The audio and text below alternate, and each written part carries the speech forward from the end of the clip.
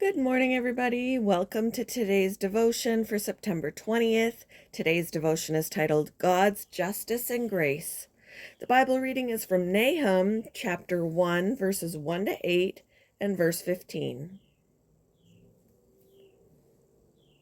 This message concerning Nineveh came as a vision to Nahum, who lived in Elkosh. The Lord is a jealous God, filled with vengeance and rage. He takes revenge on all who oppose him and continues to rage against his enemies.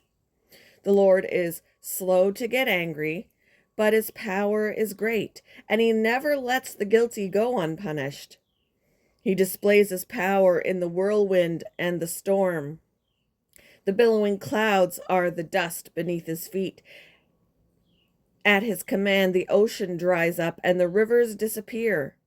The lush pastures of Bashan and Carmel fade, and the green forests of Lebanon wither.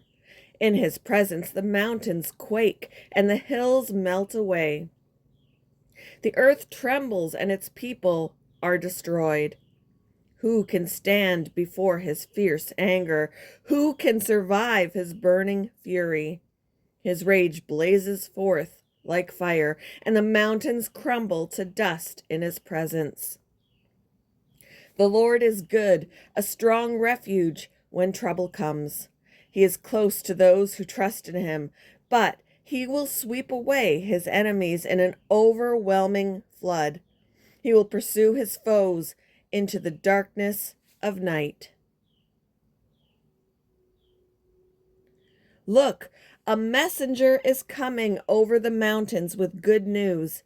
He is bringing a message of peace. Celebrate your festivals, O people of Judah, and fulfill all your vows, for your wicked enemies will never invade your land again. They will be completely destroyed. English Romantic painter John Martin, born 1789, died 1854, is known for his apocalyptic landscapes depicting the destruction of civilizations. In these fantastic scenes, humans are overwhelmed by the magnitude of the destruction and powerless against the approaching doom. One painting, The Fall of Nineveh, depicts people fleeing the coming destruction of mounting waves under dark, rolling clouds. More than 2,000 years before Martin's painting, the prophet Nahum prophesied against Nineveh, foretelling its judgment. The prophet used images of mountains quaking, hills melting, and the earth trembling to symbolize God's wrath on those who'd oppressed others for their own gain. However, God's response to sin is not without grace. While Nahum reminds his listeners of God's power, he notes that he is slow to anger and cares for those who trust in him. Descriptions of judgment are hard to read, but a world where evil isn't confronted would be a terrible one.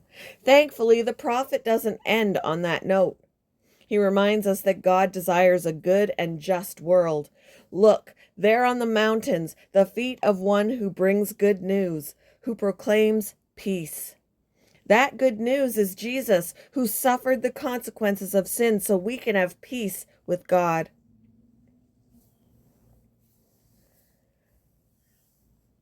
How do you want God to defend the oppressed? How might your understanding of his wrath against injustice prompt you to speak up for the oppressed?